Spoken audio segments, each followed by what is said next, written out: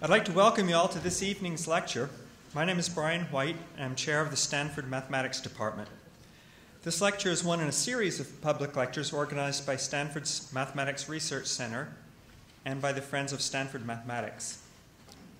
This evening, we are very fortunate to have as our speaker Professor Susan Holmes. Professor Holmes is a leading expert in mathematical statistics and data analysis. She's particularly interested in data coming from biology and medicine. Applications she works on include interactions between the immune system and cancer, resilience in the human microbiome after antibiotic use, and drug resistance in HIV. Professor Holmes did her PhD in Montpellier in 1985. After teaching in Harvard, MIT, and Cornell, she moved to Stanford in 1998, where she's professor of statistics. She's also a member of the Child Health Research Institute and of Stanford's interdisciplinary BioX program. She has won many honors and awards. In particular, she has been a fellow of the Institute of Mathematical Statistics, a fellow of the Fields Institute in Mathematical Sciences in Toronto, and she recently received a Director's Transformative Research Award from the National Institute of Health. In addition to her research, Professor Holmes is very interested in all aspects of university education. In 2012, she was named a Stanford University Fellow in undergraduate education. Please join me in welcoming Professor Holmes.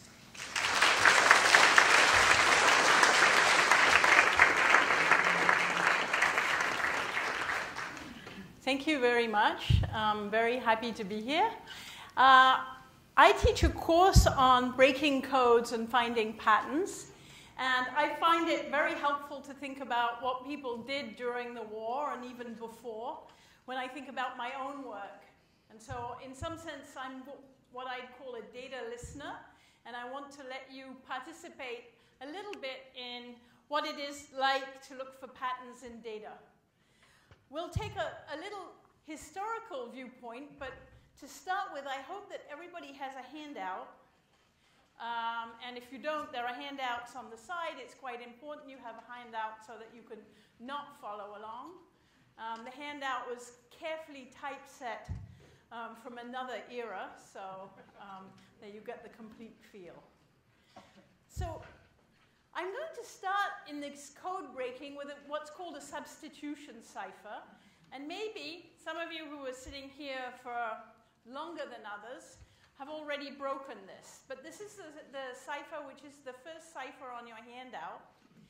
And when I ask you, how could you possibly break such a cipher, if you know how many possible substitutions there are 26 factorial, it's a very large number, you'd think it's impossible. But the first thing you might do would be to do the frequency of the different letters. And so if I looked at the frequencies on the ciphers, what do we have here? Well, there's a large bar at W, so probably W is the letter right. So you're with me. That's good. I actually ordered them down here so that you can rank them from the most frequent in the code to the least frequent, so in the ciphertext. And the second one is G, and then we have E, K, O, U.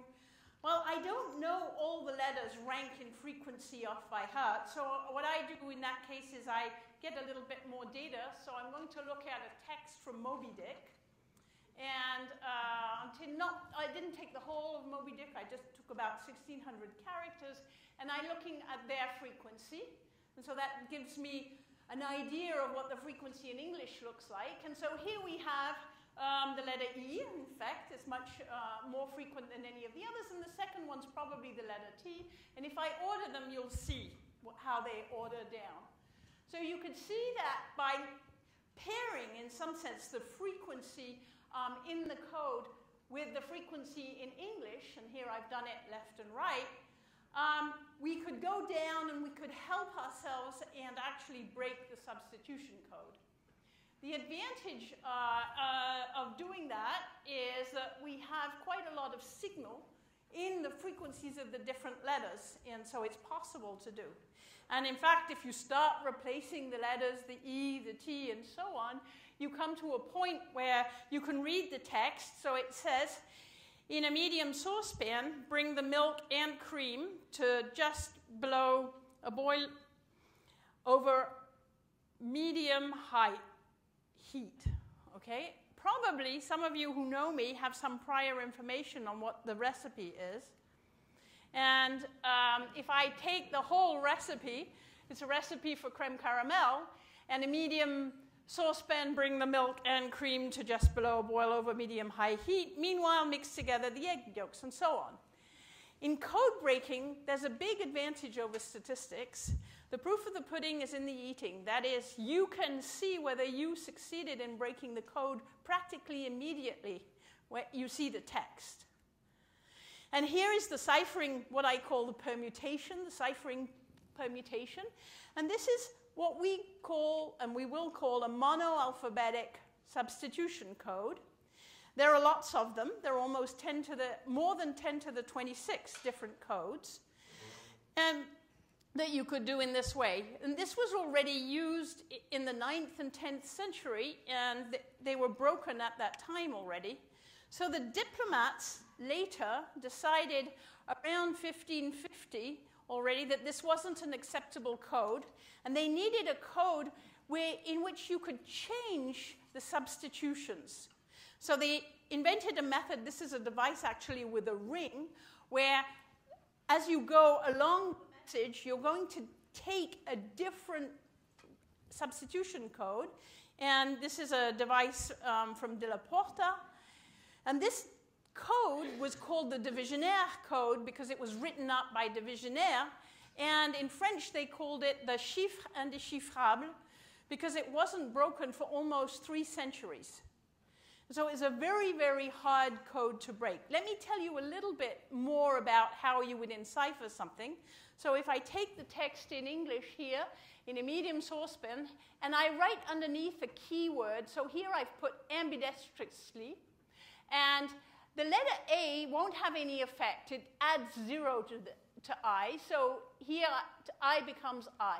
But for instance, B will add 1, so A will become B.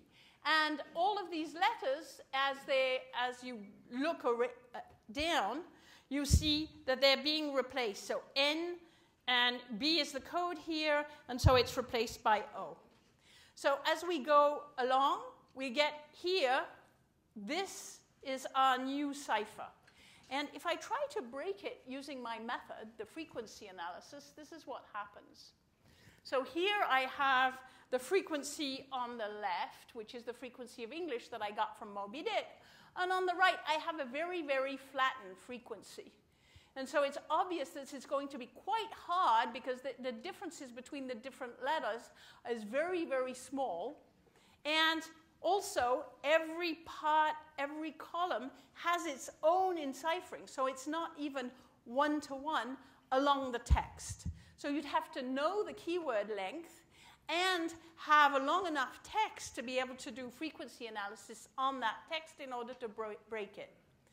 The first to break it actually was Kaczynski, and he had a method which I'm going to let you try and do by just hypnotizing yourself on the screen for a few minutes. So try to see, if you look at this whole mess of letters, if there's anything that jumps up to you. Now, this isn't on the handout, so you haven't been be able to prep on this. Is there anybody notice anything on the...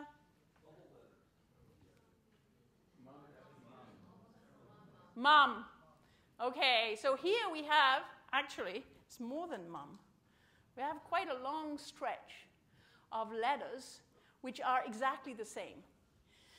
Now, in fact, if you consider the probability of having such a long stretch, that probability is very, very, very small.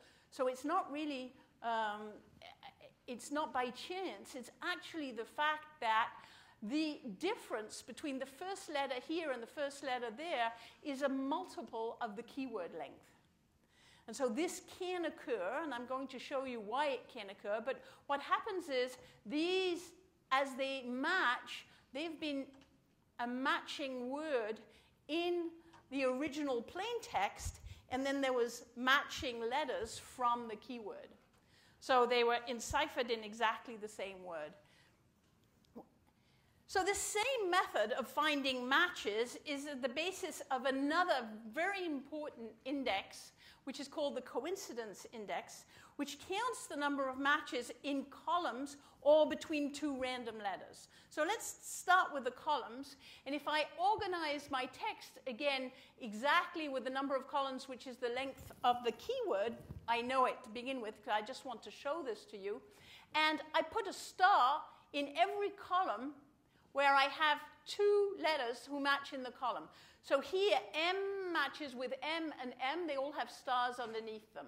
Here I have T, and here I have an R and an R. So that's how the stars appear on the left. On the right, I have the original text.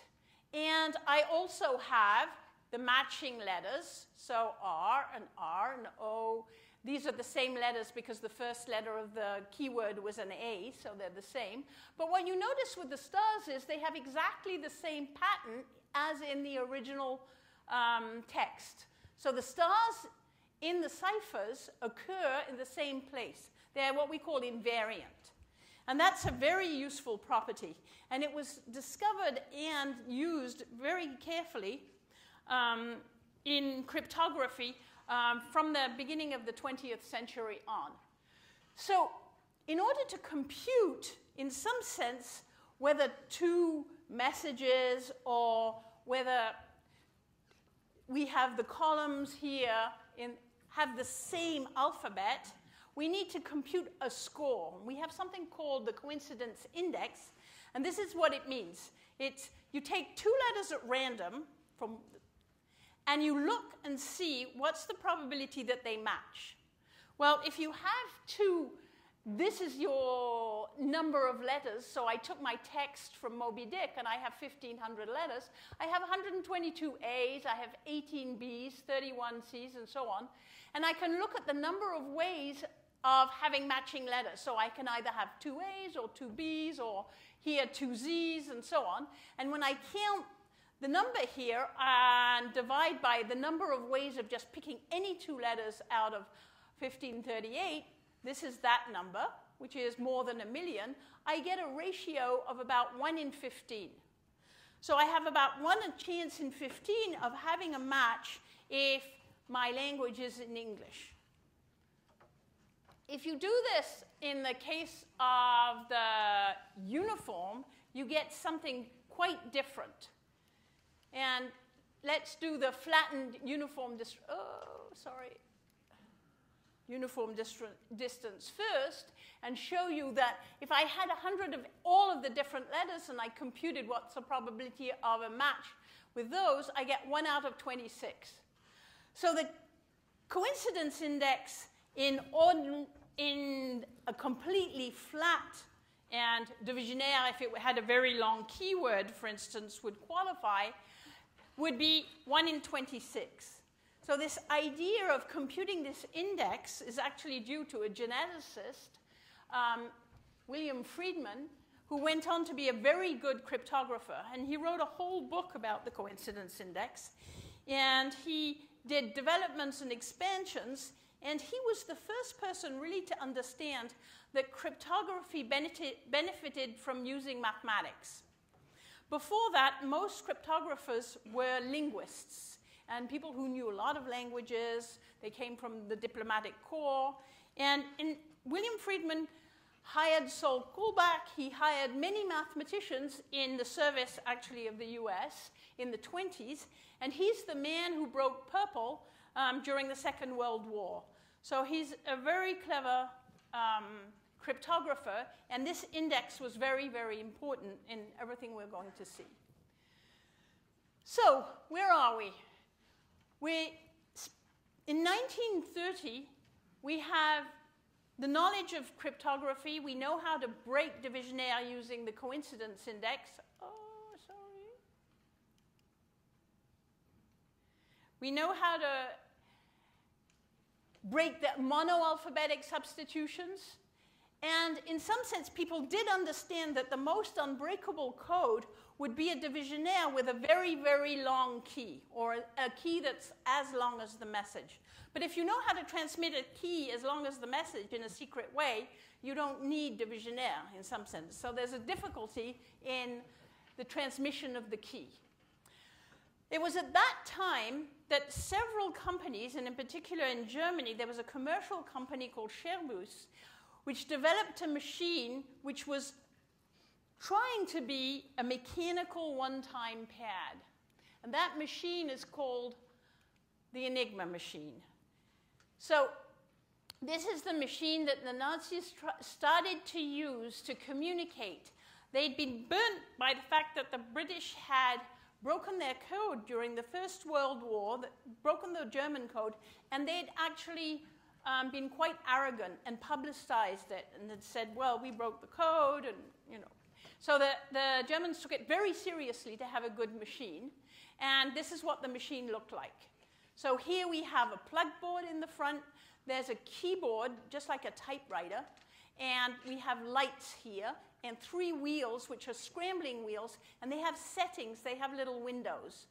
And these are called the rotors, and this was all carried in the field. So it had a battery pack, and it was used to encrypt, and then the messages were transmitted through Morse code.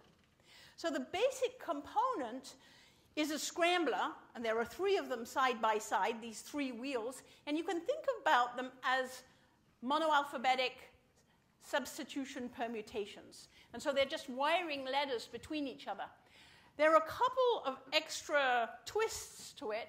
As you see, they have little cranks all along, and in fact, the wheels on the right is like an old-fashioned odometer would go around, and there's a ring on it, and so there's a setting at which the rings could work. But that's the basic machine.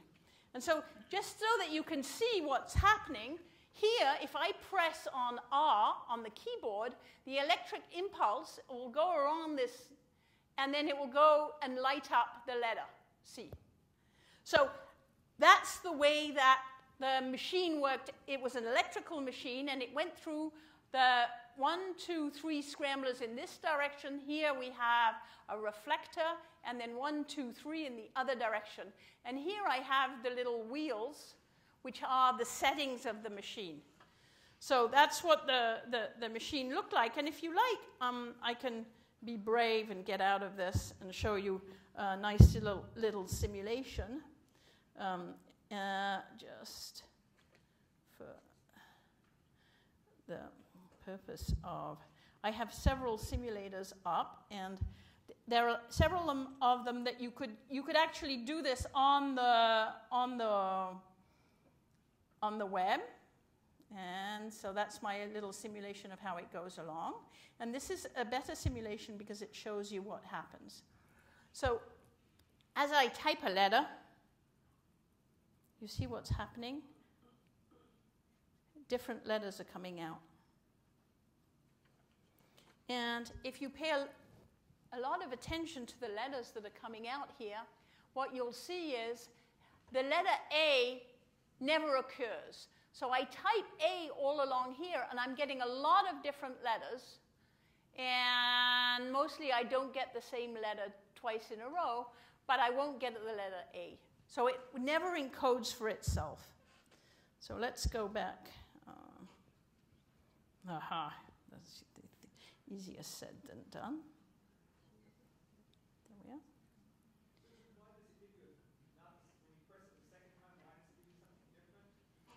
Yes, the second time it will give me something different. Why? Sorry. Why it gives me something different is because the wheel on the right is like an odometer. And so as I go, I type once, it goes around once. So I have a different scrambling. So it's going in a different place. So every time it's a different, and so it's like a divisionaire. That is, it's changing, it's a polyalphabetic cipher at every time I type. So every time I type, I get something different. Sorry? Oh, that I'm going to tell you. Sorry. I'm going to tell you why it can't encrypt A as itself. And it was hardwired to do that, and that was a specific constraint that the Germans wanted, and it's one of the mistakes that they made. And it made it much easier for the Allies to break the Enigma because of that. So now we're in 1931 in Poland, and the Poles are very, very worried about what's going on. And the Nazis, they know, are gearing up in a very aggressive way, and they've decided to work very hard on the cryptography and try and break the Enigma. And what they did was they hired 3 young math students, Henryk Zygalski, Jerzy Rosicki, and Marian Rudowski. And here you see the 3 of them actually in Uzès in the south of France in 1940. But they got to know each other. They worked together. Rudowski had not only done math, he also did some statistics in Göttingen. And they had the challenge of trying to break the Enigma. And what did they have? In summary, they had this machine where they knew about the reciprocity condition. So at the same wheel position, if you type C, you get R.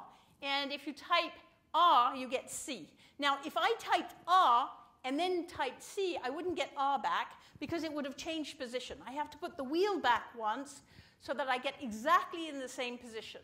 But then it's also non-crashing. So as I said, A cannot encipher A. And they knew about the turnover notches on the different wheels. There's different notches like an odometer that would make it go around. And there's also a plug board. So the plug board increased the number of possible settings in some sense, or the period of the machine a lot. And it just inverted 2 letters, so it was transpositions here. And in 1931, they were using just 6 wires. Now, they had the commercial machine, but what they didn't know, actually, was what the wiring in the real wheels, the one that was being used by the army, was. So they have an imperfect model, commercial machine. They have the constraint that the same machine are used to encrypt and decrypt, so that's the property CRRC, and they have the data. Now, the data they have is the data you have on the handout. You had a look at it, some of you who arrived early. And I'm going to show you how we can use pattern searching and data mining and look at some of the mathematical properties of this data to find how the machine was wired. So here's the daily traffic. So when I say it's the traffic, it's actually the first 6 letters of all the messages that were sent that day. And here they had between 60 and 100 messages every day that they intercepted, and they collected all these first letters. And so for those of you who've been sitting looking at it, does anybody notice anything remarkable about this data? Do you think that those were just 6 random letters, that they was generated uniformly randomly as 6 random letters? No, right. And so what's wrong? Why doesn't it seem random?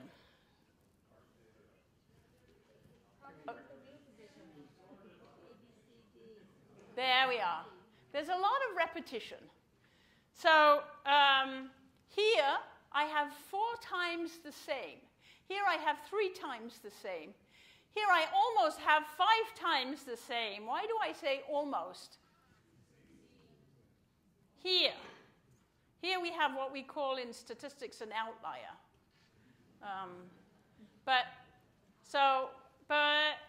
you know, this is all humanly recorded by people who are listening into the Morse code, so it's quite often there could be mistakes, but it's definitely there are too many repetitions to say that these were random.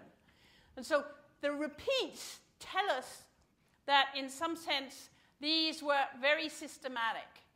And more than the repeats, you can also look at something else about. Did anybody notice anything else about the data?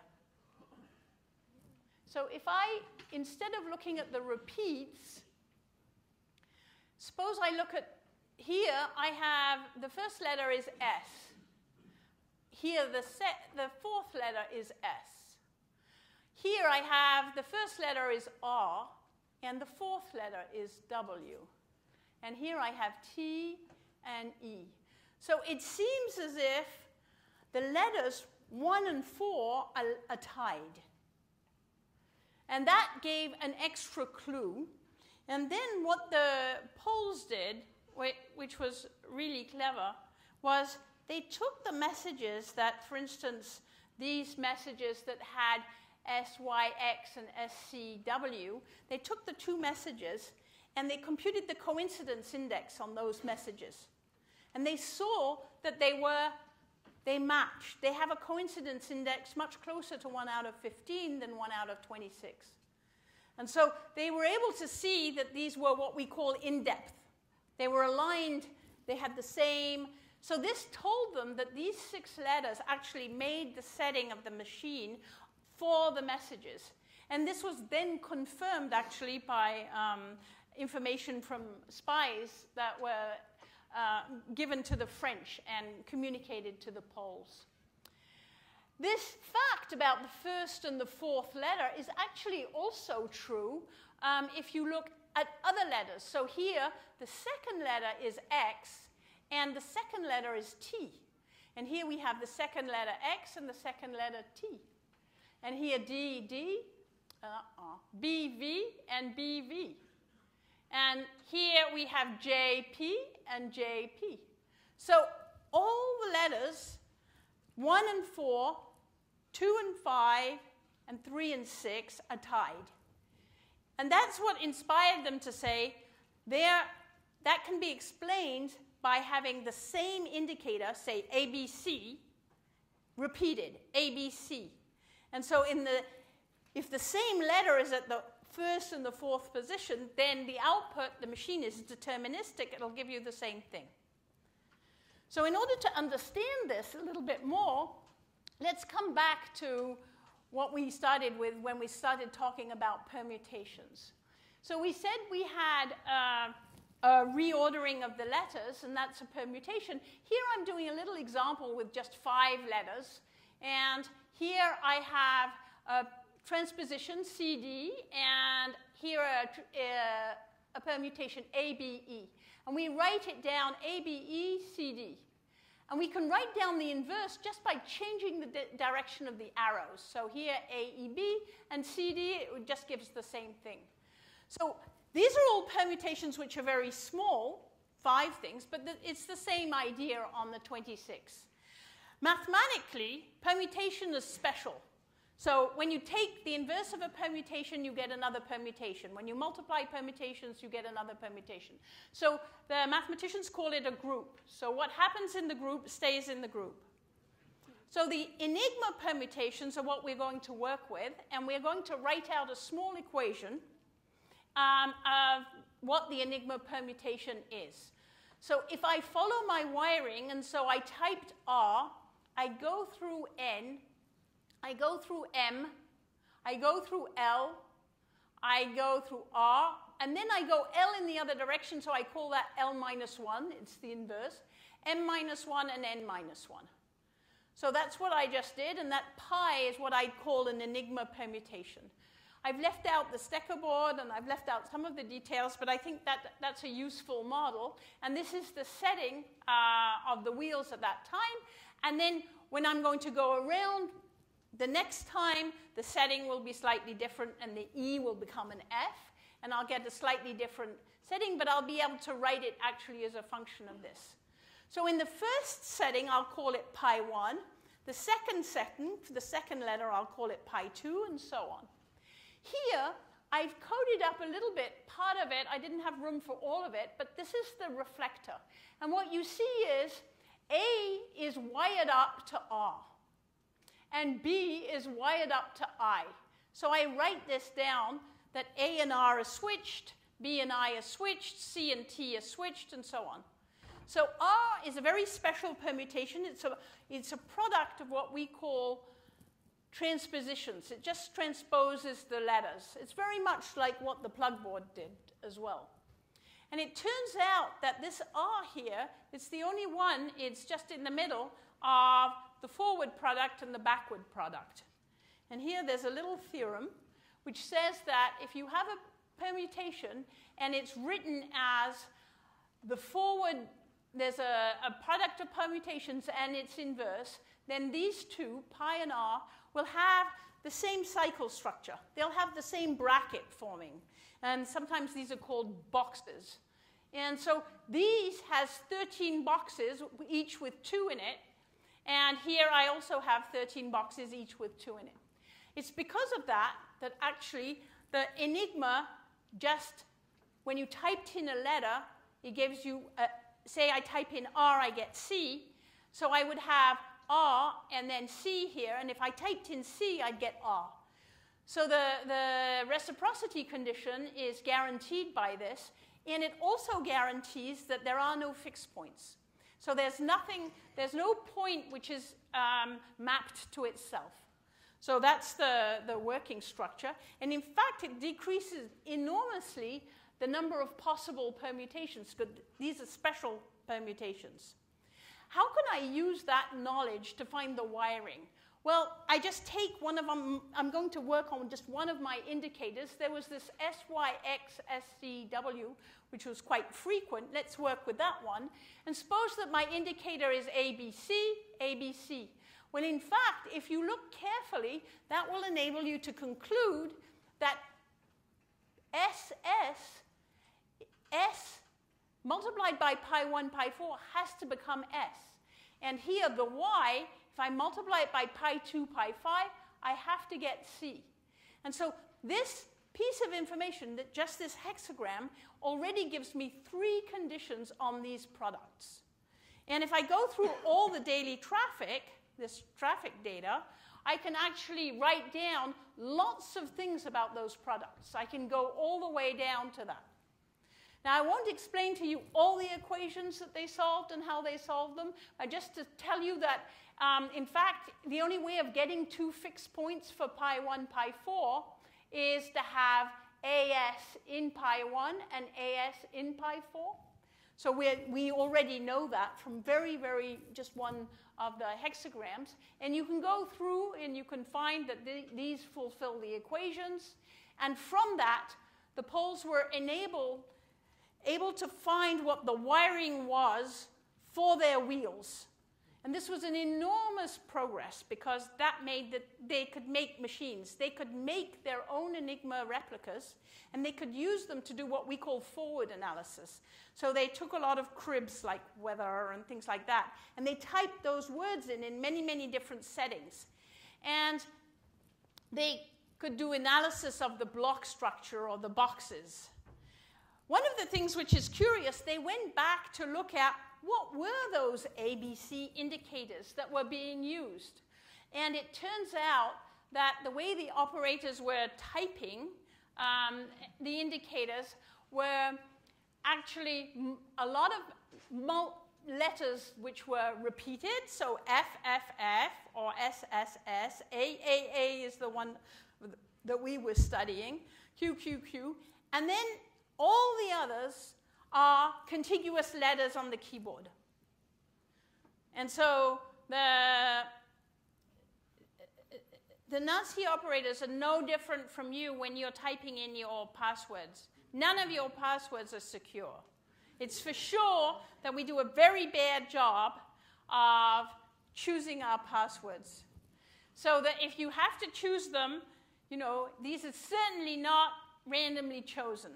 And there's actually only one here. ABC is the only one where the letters aren't next to each other on the keyboard or repeats. So it really was. So this comes from a very nice book. And if you're interested in this, I put some of the references at the end. But Friedrich Bauer has a very good book about what happened and how these were broken. So I'm not going to go into all the details of all the things that the Poles did, because they had a first machine that they called the Bomba machine, which was a way, what we could call a contradiction machine, in which they could find some of the settings.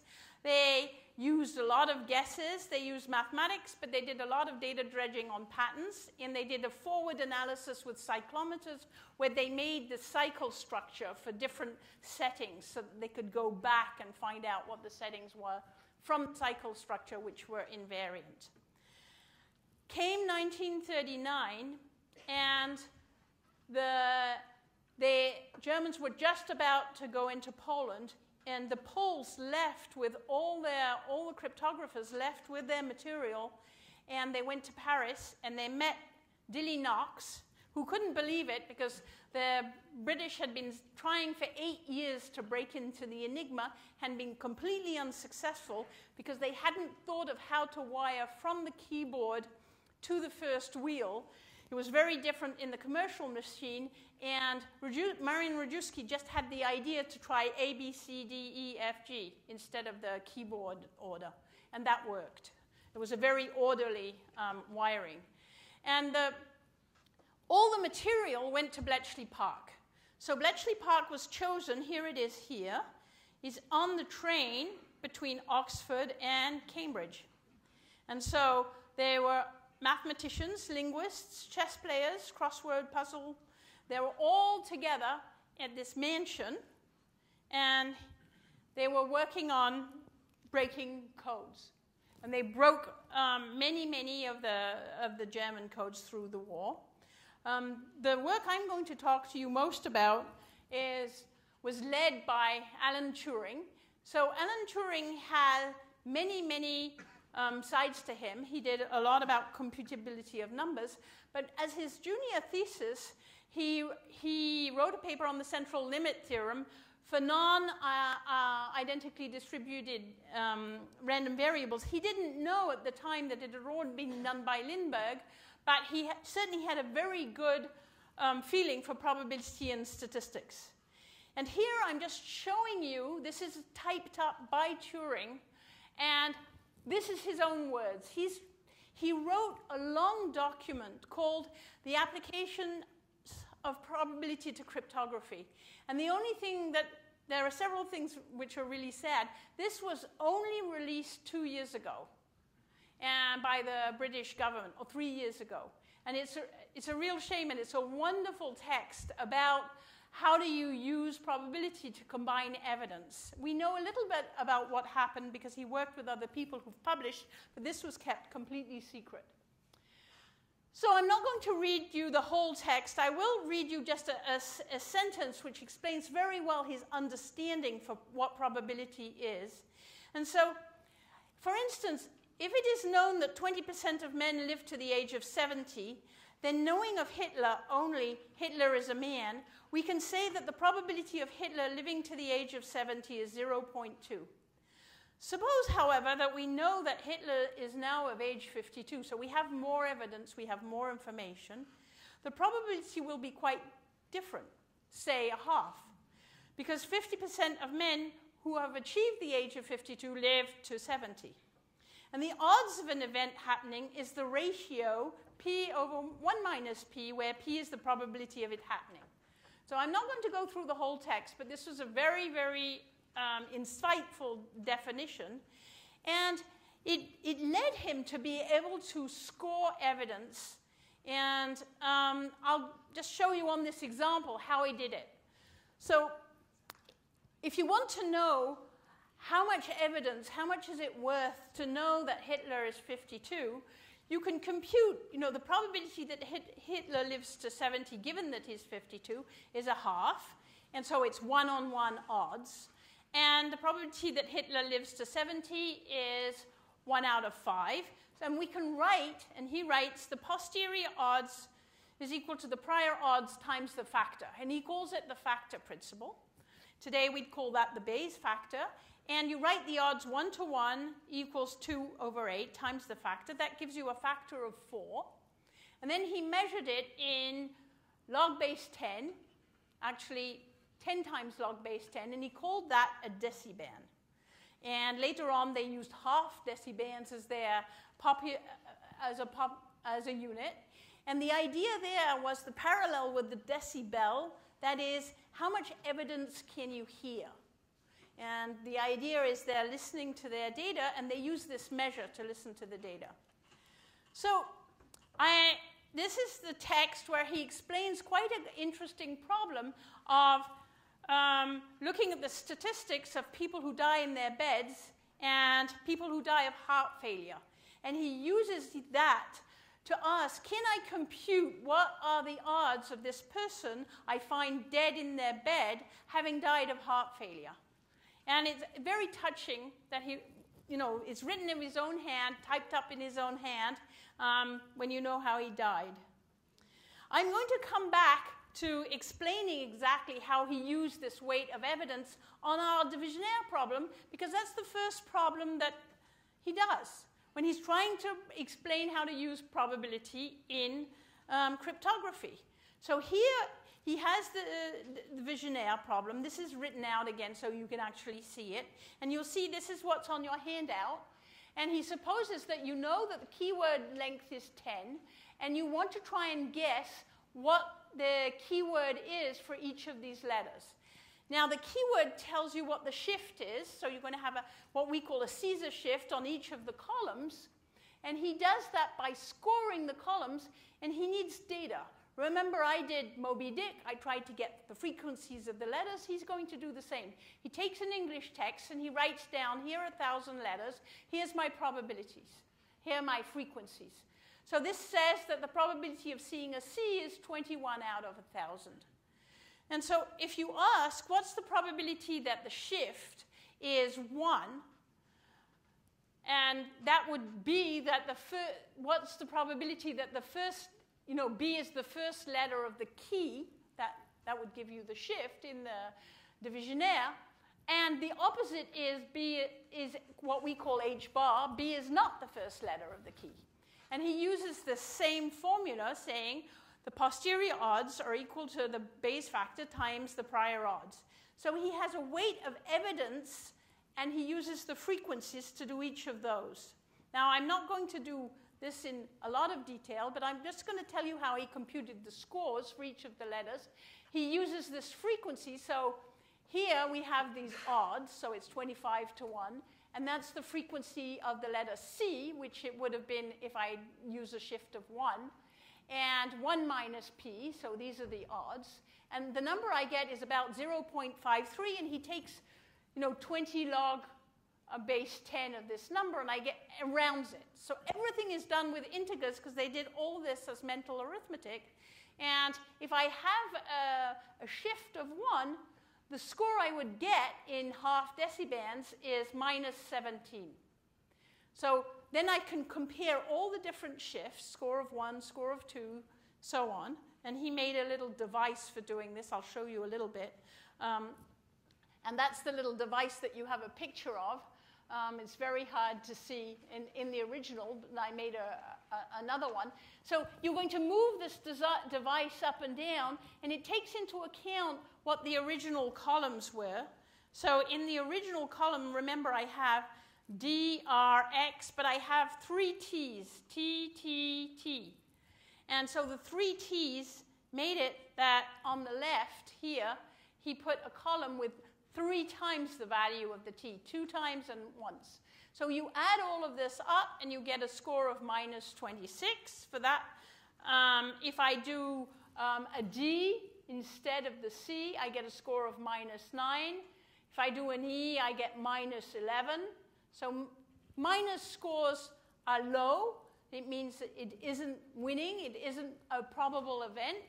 On the other hand, if you go all the way to P, and I made it slightly larger so you can see the whole thing, a shift of 15 gives you a score of 44, and that's the winner. So that's the way that you would find and this method of counting bands is the way that they combined all their evidence. And Jack Good apparently was very, very good at it and wrote several times about how it worked and what were the best methods. And he said, given the number of the combinatorial possibilities on the machine, you needed about 129 decibands. And they combined the information from every possible source. So one of the ways they combine the information is through looking at aligned messages. And this is the way they aligned the messages. So you saw a little device that I just made with holes in it. They were using devices just like that for the messages. And this is a new piece of information. This was found recently in the sides of the huts when they were remaking them. So this evidence came to light about a year ago. And this is a message which has been punched in on what was called a Banbury sheet. And this is the message, DNGX. So you see DNGX and so on. So this is a Banbury sheet. And what they did is they took several messages for which they'd worked out the indicator but not the settings. And they set them on top of each other, and they tried to align them so that they had lots of overlapping holes, in which case they put them over a black table and they looked for where the holes were. I'm going to show you here where the holes are, but just by underlining. So here we have a match. Here we have actually two matches in a row. And here we have a match, a match, a match, two matches in a row. If I change by one, I have these three letters IPE, which give me a trigram. So it turns out that one match is not, if you have three letters in a row, is not the same as three separate matches. And they wrote that down in a shorthand, and they had a score for each of those, and they used those scores. So they scored them again in decibands, or half decibands some of the times. And one match gave them a certain probability and counted about 3 decibands. But then if you had some of the letters didn't match, then that was negative. So your overall score would take that into account. The bigrams and the trigrams, in his document, Turing goes much further and models English as what we call a Markov chain, which had actually already been done in some sense by Markov at the beginning of this century. And he noticed, for instance, that if you have a T, a third of the time the next letter is H. So you can use this dependency structure to find out how much you should score any bigram or trigram. So he collected all the evidence. As I said, they needed the 129 band. Another very important piece of evidence that people don't talk a lot about, which is very clever in view of what we worry about in statistics today, is they combined a lot of negative data. They had something called dummyismus, which is, typical English, making up words. And what it really was that if they found dummy messages, they did a very careful analysis of it. They counted the number of characters. They looked at what time it was sent, where it was sent from, and they used all of that information to create a score when messages came in. If they were exactly 200 characters and they came exactly, say, at 9:30, they would know that there had been instructions for sending out regularly dummy messages. So they gave it a negative score to start with, to start in the procedure. So they kept all these dummy statistics up to date all the time. And in some sense, they were avoiding what we call in statistics the file drawer effect. So they were able to keep all the information. With this method, the Naval Enigma codes were broken using, on top of that, the bomb machines and various methods for finding the diagrams that I'm not going to talk about. They also used Bambarismus and a much larger real computer called the Colossus to break the Lorenz machine, and I'm not going to talk about that. But there were certainly many important discoveries made at Bletchley Park. Unfortunately, a lot of what was done was not published. So these were what Churchill called the geese that never cackled, and they all went on to do more work in the fields that were good, but nobody knew what they were doing. So Jack Good wrote up the Good Turing method for unseen species, and he moved to the US. Ed Simpson extended the use of the coincidence index to diversity, and diversity of species, and I use it for diversity of bacteria. Don Michie studied genetics and computer programming, and Joan Clark worked in the Secret Service in GCHQ until her retirement. Alan Turing passed away in his bed in 1954, and Bill Tutte went on to be one of the founders of modern graph theory. So this think tank that they had under time pressure, in a very short time, they became very established mathematicians and statisticians who made a big difference, in fact, without us knowing very much about it. Now, as a title or subtitle to this talk, I had said that there was a quote, which is in De Visionnaire, which said that toute la nature n'est qu'un chiffre et secrète écriture, which says that, in fact, nature is nothing else but a secret cipher.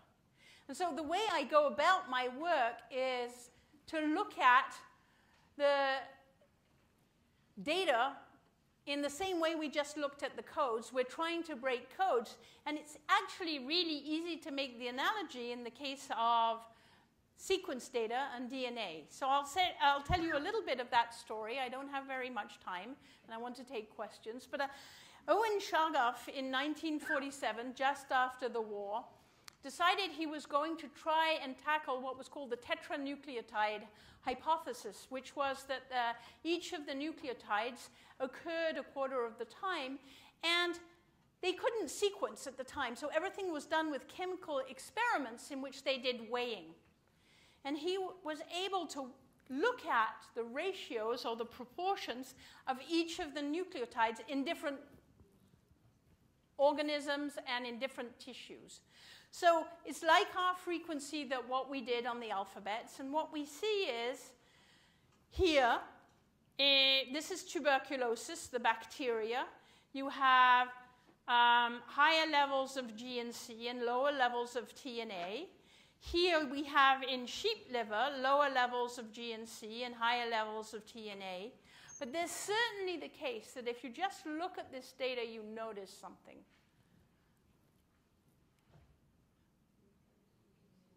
So it doesn't look as if it's a quarter, a quarter, a quarter. You don't have this fairness between G, C, T, A. And what's occurring is, in fact, you have the base pairing, and that's what he was discovering, is that the G and C were the same, and the A and T were the same. And he showed this to Crick and Watson and Wilkins, and also to Franklin. And they went on to explain it with a double helix, and this pairing that you have, A and T and C and G, is due to this structure, this double helicoidal structure. But the first person to see that pairing was Chargaff. And so it was a frequency analysis, an analysis of the patterns of the frequencies. Nowadays, this is what we do. Because of the base pairing, you don't have to look at both strands of DNA. We just take one strand and we read it. So we look at the data and we try to understand important facts about sequences that we can collect. So one of the main inventors and a visionary in the field is David Hausler from UC Santa Cruz, who had the idea of making a system, what he called a genome browser, which enabled you to actually look at all these messages.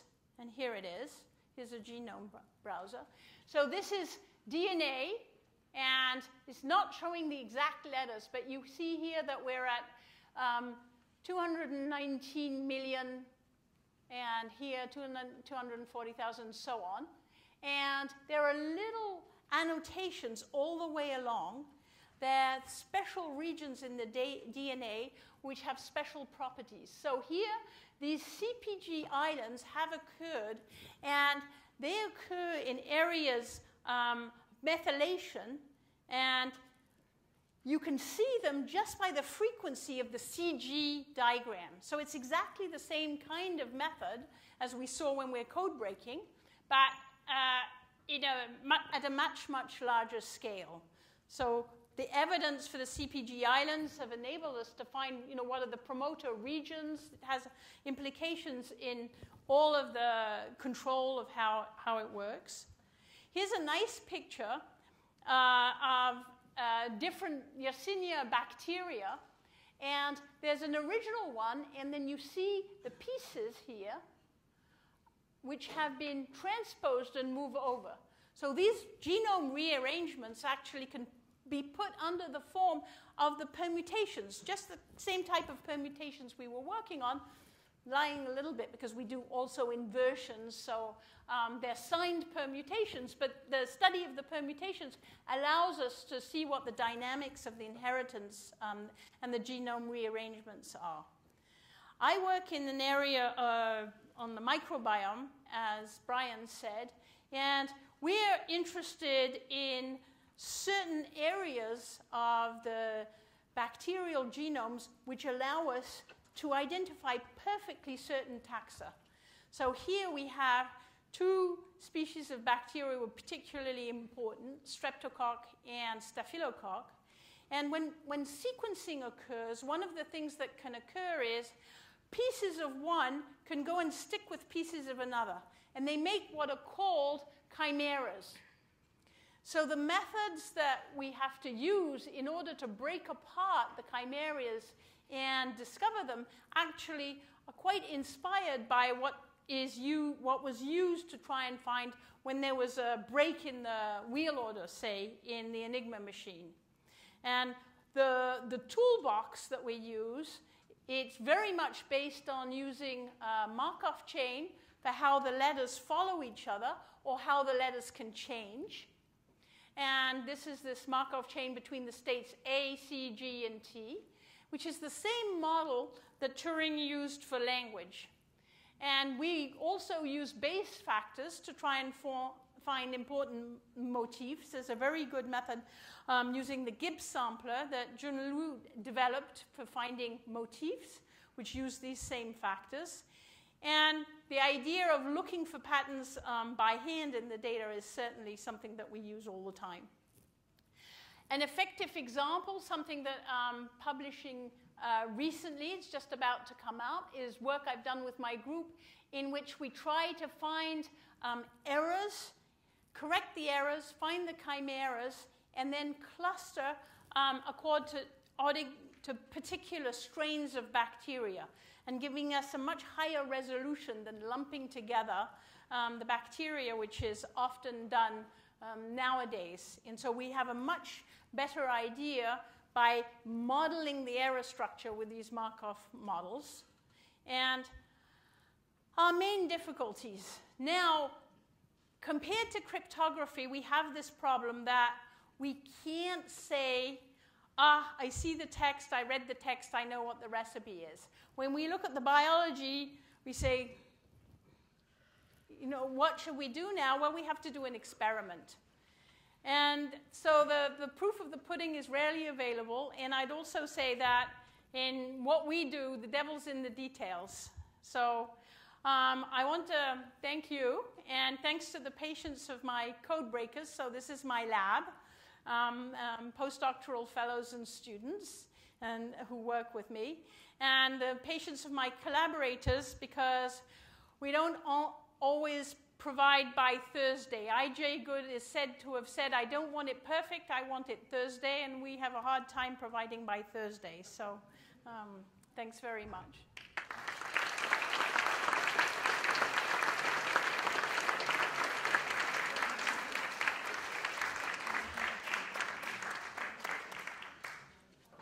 Thank you very much.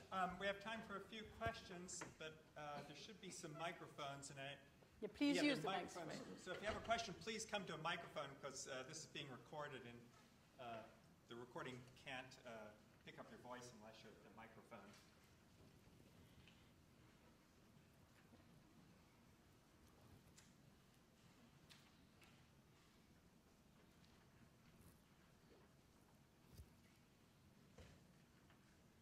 I have one question. It's only slightly related to your talk, but that's, at the same time that Turing and all were working on the German code, there was also problem of breaking Japanese codes. Yeah. I think that was done largely in the U.S. And I was wondering if that also seems very remarkable. And I was wondering if there was communication between those two groups. They were communicating, and as I said at the early point, one of the main persons, it was William Friedman.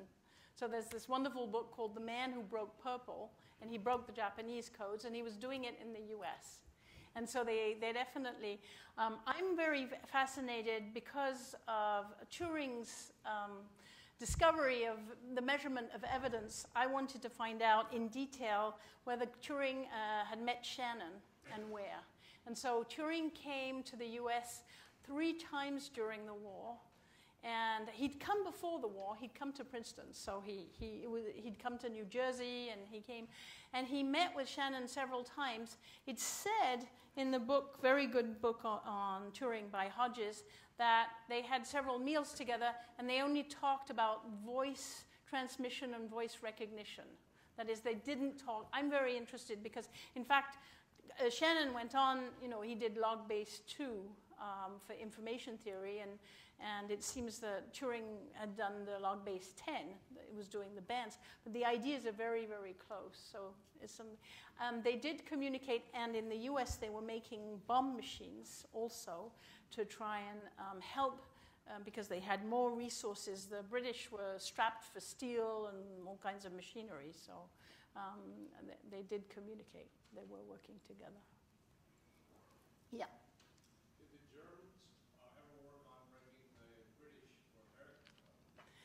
Yeah, the question. Go ahead. Did the Germans work on? The Germans did work on breaking the British codes, and it's very well reported on. In Friedrich Bauer was a German.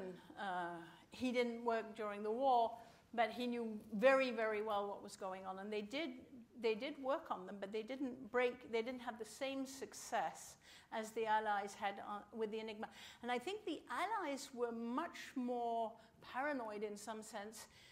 The Germans were quite arrogant. They were absolutely sure that the Allies couldn't read their coded messages. They were sure that they had this mechanical one-time pad and that it wasn't breakable. And that confidence is, in some sense, what lost them, because they kept on using the same machines. They changed the protocol a little bit, but they had, they kept going. And I think that the Allies had many, many different systems. I don't know if between silicon cyanide is a wonderful book about one-time pads, and they had silk handkerchiefs with one-time pads written on them. So they had but they had poem codes. There were lots of different codes. Yes, I will repeat your question. I have a general question. You showed us a very fascinating transition from human codes to codes used by biological nature. In your impression, is biological nature good at coding? I mean, are her codes straightforward, or is she actually quite coded? So the question is, are biological codes straightforward? I would say no, given the length of the human genome. If you had to put that amount of information, encoded, for instance, in a book, Craig Venter's genome would be volumes and volumes and volumes, which would take up this whole stage. So, in some sense, it's not efficient, but we don't know all the stories. That is, for a long time, there was the impression that within the genome, for instance, there was the coding region, and then there was what people called the junk DNA. And all of a sudden, we decided it's not junk. There's a whole lot of information in there that we just weren't aware of because we don't know. So we are very far from understanding the coding. I mean, the brain, we don't understand that either. But I do think that listening to all the evidence and taking everything into account when you're trying to solve these problems, it does benefit from this viewpoint that we're trying to break a code.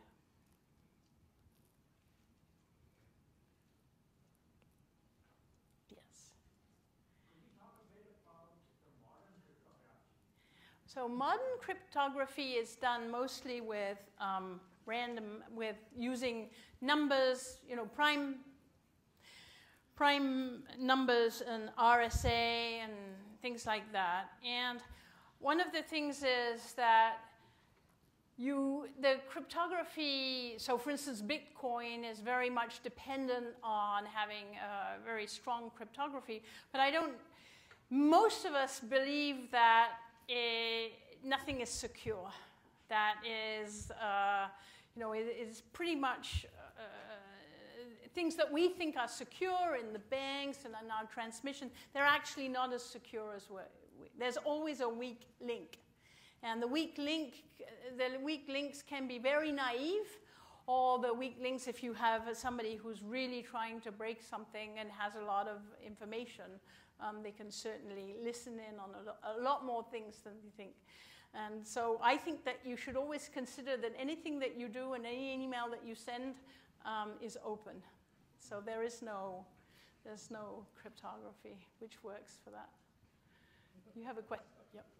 I'd like to ask, could you comment on the difficulty of breaking, for example, the Apple encryption compared to the difficulty with the Enigma?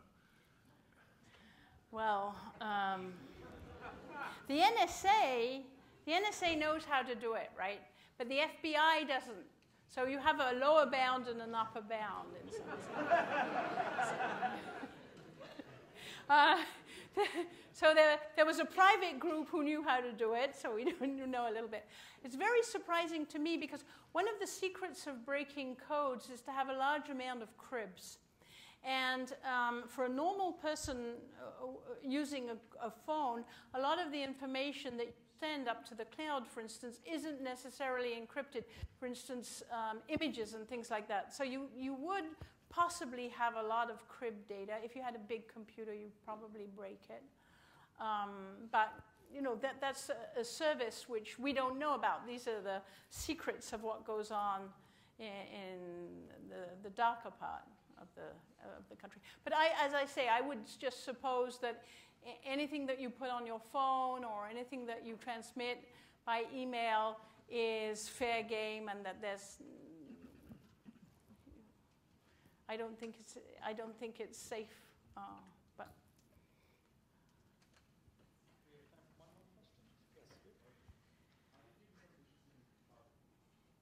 I don't hear. How did you become interested in cryptography? Oh. The question, The question was, how did she become interested in cryptography?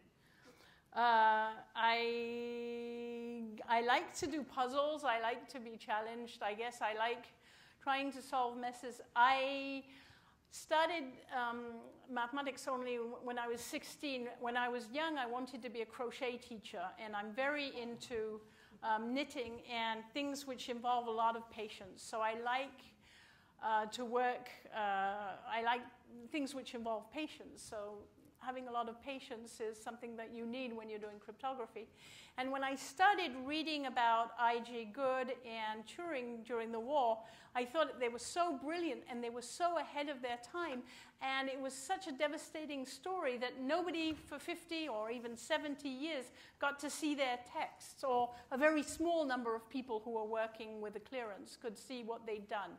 And so more I got into the story, more I tried to understand. For instance, Ben Barismus has fascinated me for years, and it's only recently that they released enough information that we could figure out everything about what was being done. But I guess it's just, it's a thing about working patience, mathematics, and some idea about combining data with mathematics, and it's very pleasing. And I really do think that in biology, it takes exactly the same skills for looking at data and trying to work out the patterns that we see. Let's thank Susan again for a wonderful talk.